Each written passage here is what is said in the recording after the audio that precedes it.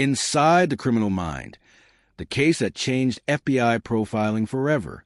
Before we dive in, if you're not subscribed yet, you're basically walking into a crime scene without backup. Hit that button, drop a like, and let's unravel the darkness together. The screams had already faded by the time the first patrol unit reached the Pine Hollow overpass. Fallen leaves scattered across the bridge, carried by a cold November wind that pushed the fog down like a curtain. It was 2:14 a.m. when Officer Grant spotted the abandoned sedan. Doors wide open, engine still running, headlights pointed toward the empty woods. On the asphalt lay a single object, an FBI credential badge, but the agent attached to it was nowhere in sight. This was the night special agent Lauren Hale, the rising star of the FBI's behavioral sciences unit, vanished in the middle of her own investigation. And it was only the beginning. Earlier that day, Hale had met with her partner, Agent Marcus Trent, in a cramped field office on the outskirts of Richmond, Virginia. The two had been assigned to a series of disappearances plaguing 3 counties, all victims between ages 27 and 45, all taken after midnight, all found with the same strange mark on their wrists, like a burn pattern but far too precise. But the most disturbing detail wasn't the mark itself. It was the placement, always on the left wrist, always angled the same way, always burned into the skin after death. That's intentional staging, Hale had said, flipping through autopsy photos. Someone wants us to see this. Trent had studied her, a woman known for building psychological profiles with almost supernatural precision. She didn't speak unless necessary, didn't speculate unless she was 90% certain, and she never showed fear. But even he noticed a slight tremor in her hand as she held the last file. This one doesn't fit, she whispered. The last victim wasn't a random civilian. He was a retired profiler. FBI. Someone was sending a message. Hours later, Hale went alone to follow up on a lead she never shared with Trent. Her last radio transmission was a brief, calm update. I'm close. I think I found his pattern. Then silence. When the FBI arrived at Pine Hollow, they realized something chilling. Hale hadn't been dragged away. There were no signs of struggle, no blood, no broken branches. Instead, the footprints in the mud told a different story. She walked into the woods willingly. Why? Trent took the lead when the search dogs picked up her scent, following a narrow trail deeper into the forest. For 2 hours, the team moved in near silence. The only sound was the crackling of leaves beneath their boots and the occasional hiss of radio static. The deeper they went, the more unsettling the landscape became. Trees growing in unnatural clusters, like something had shaped the forest with intent. Then they found the stone, a standing slab, tall, rectangular, smooth at the center as if someone had rested their hands against it thousands of times. Etched into the surface was a symbol. The same pattern burned into every victim's wrist. Trent felt something cold crawl down his spine. He brought her here, he muttered. But why leave the car in the open? Why the badge? Why the symbol? A whisper of wind swept across the site. Then one of the cadets called out from behind the stone. Sir, you need to see this. Trent stepped around the slab and froze. There, pinned to a tree with a hunting knife, was a note. Clean handwriting. Perfect lines. No smudges. No haste. Follow the pattern, Agent Trent. She did. Hale's necklace, a silver chain she never removed, hung from a knife's handle. The team radioed for backup instantly, but Trent didn't wait. He yanked the note free, turned it over, and found a second line written in finer ink, a line that made his heart stop. You should have read her reports more carefully. The woods pressing around him. Every sound felt amplified. Every shadow seemed alive. They were being watched. Back at headquarters, forensic analysts determined the handwriting matched one of their top suspects from Hale's case files, a former psychology professor named Christopher Keene, who vanished 3 years earlier after being investigated for unethical behavioral experiments. But the timeline didn't make sense. Keene disappeared before the murders began. No financial activity. No digital footprint. No sightings, dead or hiding, or something worse. Trent dug through Hale's laptop, searching for anything she might have found. At first, it was just routine notes, interviews, timestamps, maps. But buried in a hidden folder was a file labeled simply pattern_0. Inside was an audio recording. Hale's voice shook slightly. He knows how we think. He predicts our responses. Every murder, every scene, every mark, they're not trophies. They're instructions. He's not just ahead of us. He's training us. A long pause. And I think I finally understand what he wants. The recording cut abruptly. A dread Trent had never felt before washed over him. This wasn't just a hunt. It was a design, a psychological maze. And Hale had walked straight into the center of it. Then the tech analyst burst into the room, face pale. "Agent Trent, we found the last location," her phone pinged before it shut off. Trent braced himself. "Where?" The analyst swallowed hard. Inside the basement, an abandoned home, one registered to Christopher Keene. Trent's pulse slammed through his ears. But when the tactical team reached the house and forced the basement door open, what they found changed everything. The basement stairs groaned like something alive as the FBI tactical team descended, rifles raised, flashlights cutting through thick, unmoving dust. Trent stood behind them, jaw clenched, every muscle tight. He had imagined 1,000 outcomes, all worse than the last. But nothing, absolutely nothing, prepared him for what they found. The room wasn't abandoned. It was organized. Clean walls, polished floors, a long table with neatly arranged files, maps, and photos. A single chair sat in the center, facing a projector screen that flickered with static. Everything had been deliberately placed, as if waiting for an audience. The air held a faint scent of disinfectant, clinical, sterile, controlled. Then, on the far wall, someone gasped. There were photos of Agent Lauren Hale, dozens of them, her walking into crime scenes, eating lunch on the steps outside the field office, driving home late at night, even photos of her standing at her kitchen window, unaware she was being watched. Trent swallowed hard. He was studying her. But that wasn't the part that terrified him. Pinned beside the photos was a single note written in the same elegant handwriting as the message in the woods. She became the perfect student.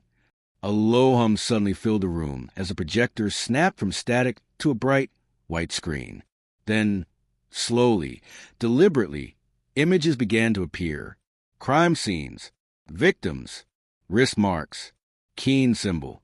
Each picture faded into the next like chapters in a film. Someone had built a full psychological presentation. A lesson for them. Agent Rodriguez from the tactical team approached a small device connected to projector. "Sir, this wasn't triggered by us. It was set on a motion sensor. Someone wanted us to see this the moment we walked in." Trent's stomach twisted. This wasn't a trail. It was a performance. The next slide flashed onto the wall. A list of dates. 6 murder dates, and one more at the bottom labeled with tomorrow's date. Then a phrase beneath it. Graduation. Hale's disappearance hadn't been the end. It was the escalation. Trent leaned in, analyzing every detail, his profiler's brain firing on instinct. Keene wasn't killing for pleasure or power. He was constructing something. A story, a lesson, a test. But for who? A pounding on the wall to their right made everyone jump. The tactical team swarmed toward the sound. Flashlights aimed at a metal door bolted shut from the outside. Someone was inside. Rodriguez reached for the lock. Hands shaking. Trent stepped forward, adrenaline spiking.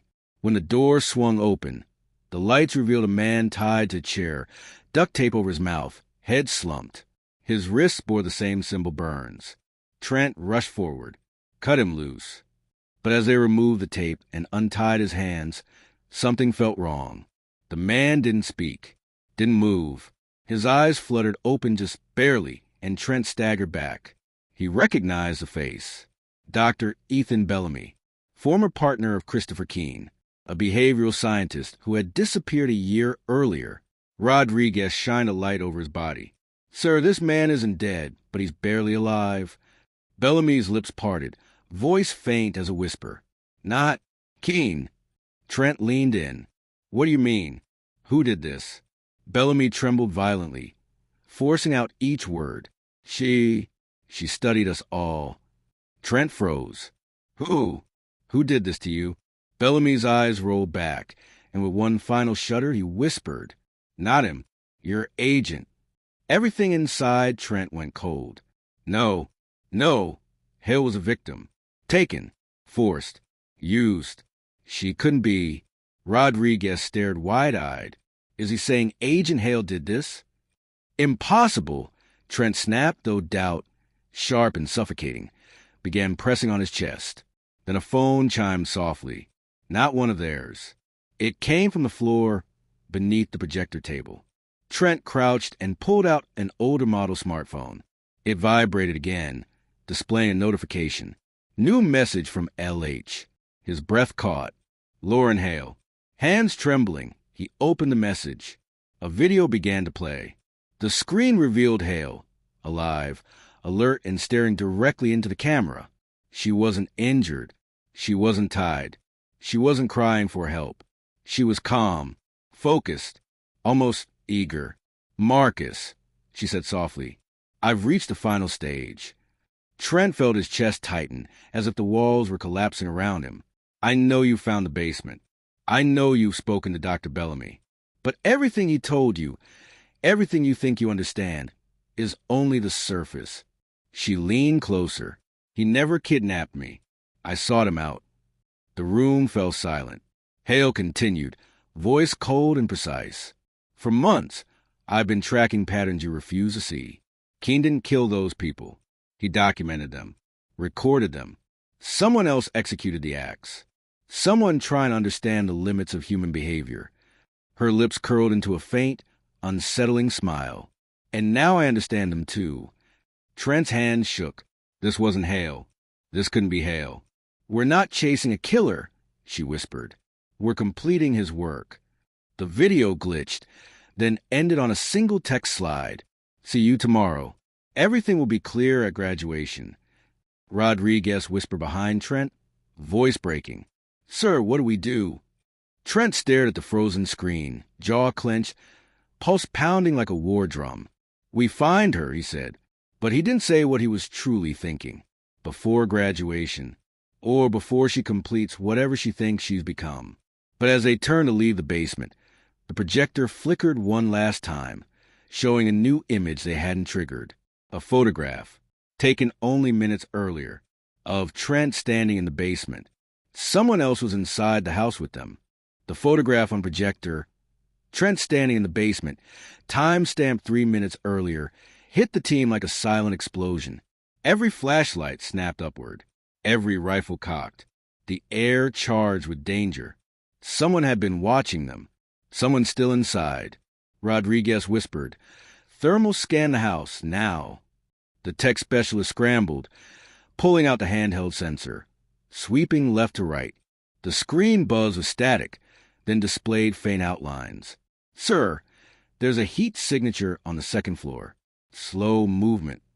Trent moved first, heart pounding, the thought repeating over and over. It's her. It has to be her. They climbed the stairs in formation. With every step, the old boards creaked like warning cries. Faint light flickered from a cracked door at the end of the hallway. Trent motioned for silence. 3, 2, 1. The team burst into the room, but it was empty. At least, empty of people. The walls were plastered with documents, newspaper clippings, maps, and psychological charts. Strings connected photos of Trent, Hale, Keene, and every victim. It was an overwhelming collage of obsession and design. This isn't a hideout, Rodriguez murmured. It's a command center. In the center of the room sat a single laptop, open, a blinking cursor on a blank document. As Trent approached, a message suddenly began typing on its own, as if guided by invisible hands. You're late. Trent's breath hitched. Lauren. Another sentence appeared. Graduation begins in 1 hour. Then, follow the pattern. Before he could react, the laptop shut itself off with a soft click. A tremor of fear ran through the room. Rodriguez asked, Where do we go next?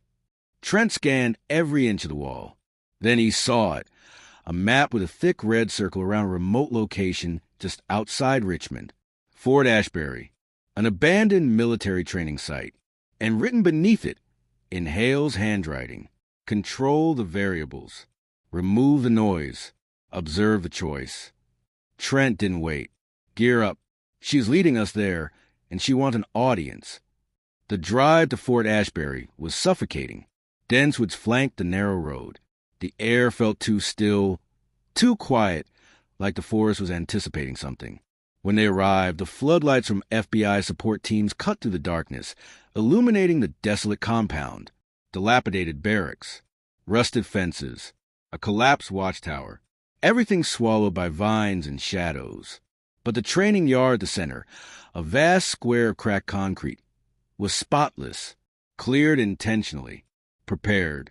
Rodriguez muttered. She set the stage? Or Keene did, another agent whispered, but Trent knew better. This felt like Hale.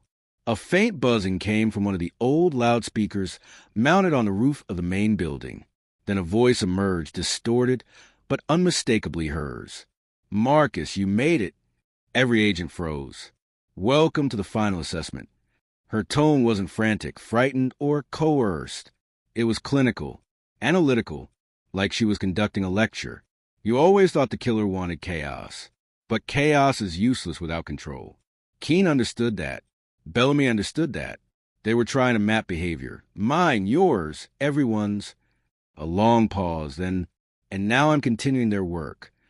Trent stepped forward, shouting into the night. Lauren, you're not thinking clearly. Keene manipulated you. He conditioned you. No, she replied calmly. He revealed the truth.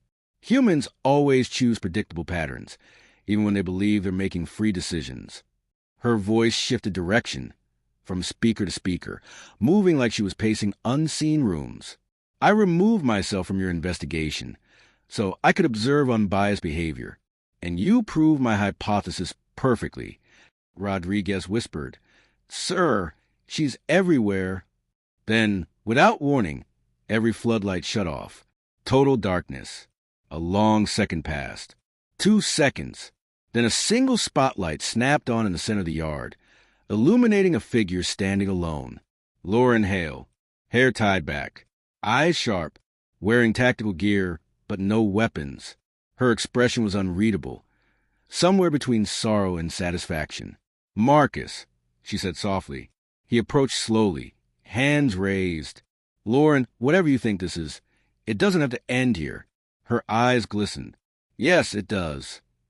Behind her, another spotlight flicked on, revealing Christopher Keene, kneeling, hands bound, gagged, his face bruised. Terrified, Rodriguez gasped. He's alive. Hale nodded.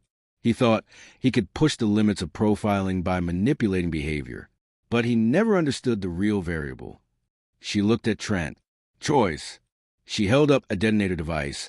Small, black, deadly. You have 2 options, Marcus. Option 1. Save Keene. Run to him now. Stop me from pressing this button. But you'll lose the chance to stop the next stage. Trent's throat tightened. Next stage? Her expression hardened. The final sequence Keene created. One last experiment. One that will continue with or without him. Option 2, she continued, raising the device. Let me eliminate him. End his influence. Accept that I've taken control of the experiment, and then you can take me in. Trent's mind raced, every training, every instinct, every memory of Hale flashing through him. She wasn't bluffing. She believed this. She had become consumed by the design. Keene began shaking violently, struggling against his restraints, muffled screams echoing in the yard. Rodriguez whispered, Sir, what's the order? But Trent didn't speak. He couldn't, because he finally saw the truth. This wasn't a test between 2 choices. It was a trap, a loop, a psychological snare. Whichever decision he made would prove Hale's theory, that humans follow patterns, that the illusion of choice is predictable, and that meant there was only one way to break it. Trent closed his eyes, inhaled deeply, then turned around. He walked away. Every agent stared, stunned. Hale froze. Marcus, what are you doing? He didn't look back. refusing the pattern. The silence cracked something inside her. No, you have to pick. That's the point, you have to choose. But Trent kept walking. Hale's voice broke, trembling for the first time. Marcus, stop. He didn't. He walked past the agents, past the barricades, past the perimeter, into the darkness. And then, a scream, a sob, a single gunshot. The agents rushed forward, weapons drawn, and froze in horror. Christopher Keene lay dead, shot once through the heart. Lauren Hale knelt beside him, her own weapon dropped beside her, hands shaking uncontrollably. Tears streamed down her face as she whispered, "He broke the pattern. He broke the pattern." When she looked up at Trent, who stood watching from a distance, her voice cracked. "What does it mean?" Trent's reply was almost a whisper. "It means the experiment is over." Weeks later, the FBI declared the case closed. Hale was placed under psychiatric hold, her future uncertain. The official report labeled her as both victim and perpetrator, manipulated, yet responsible. But the final twist came 3 months later. A new body appeared in a nearby county, marked with the same precise burn on the left wrist. Only this time, the symbol wasn't Keene's. It was Lauren Hale's. The investigation reopened, and viewers were left with one lingering dread.